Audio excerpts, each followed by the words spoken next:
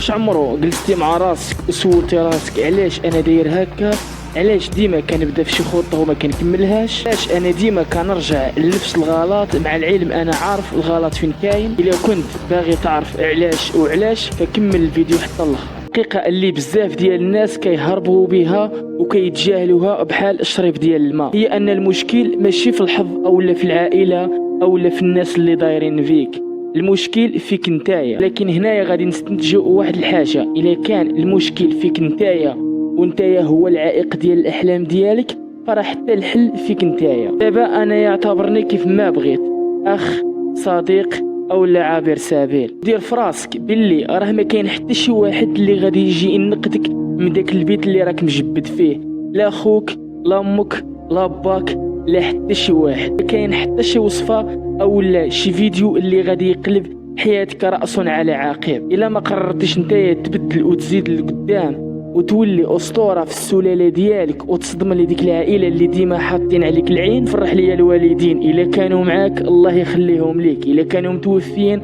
الله يرحمهم ويوسع عليهم. ودابا خاصك تقرر تبدل اولا غادي تبقى نفس الشخص ديال هاد العام ونفس الشخص ديال 2030 بنفس الحياه ونفس الاصدقاء ونفس البلاصه وباقي في الزيرو والكارير مجهول والندم ديما تابع. لاش ما درتش فلان دار فلان ما دارش، غادي تبقى الدور غير في بلاصتك حتى تلقى راسك في 50 عام وانت ما داير والو. دابا غادي تسولني كيفاش غادي نبدل راسي؟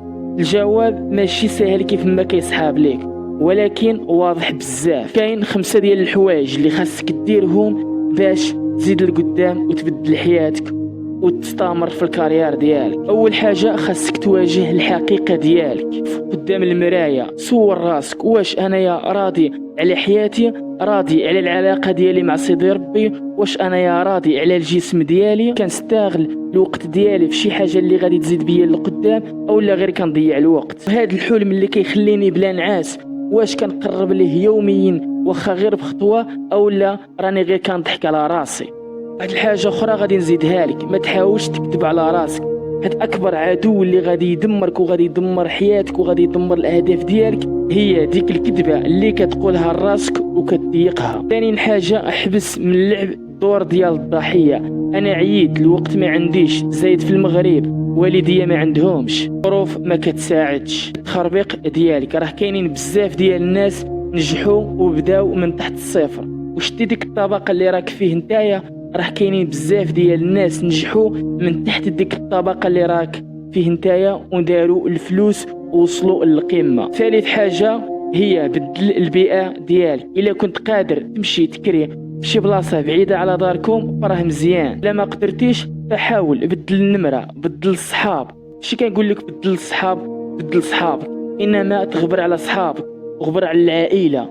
حبس راسك في الدار وخدم على راسك وحيد عليك البليه وحيد عليك الصهير وحيد عليك التصاحب اللي ما غادي تستافد به حتى شي حاجه، وحاول تحيد عليك الحوايج اللي كتجيب بهم الدوبامين بحال الافلام الاباحيه والسكر، حيت هادو راه ما غاديش يزيدوا بك لقدام نهائيا، راه غير غادي يدمروك وغادي يدفنوك وانت يا حي. وغادي نديرها لك في راسك، اي حاجه ما كتزيدش بك لقدام وما كتقربش لك الحلم ديالك تحاول تبعدها. ورابع حاجه هي بدا وانت يا صغير، ما تقولش خاصني نبدا ونوصل في شهر ولا شهرين، خاصك تكون منضبط، ما تكونش متحفز، حيت التحفيز راه شي حاجه لحظيه، ولكن لا ديسيبلين راه شي حاجه اللي غادي توصلك للكارير ديالك وغادي تحقق لك الاحلام ديالك.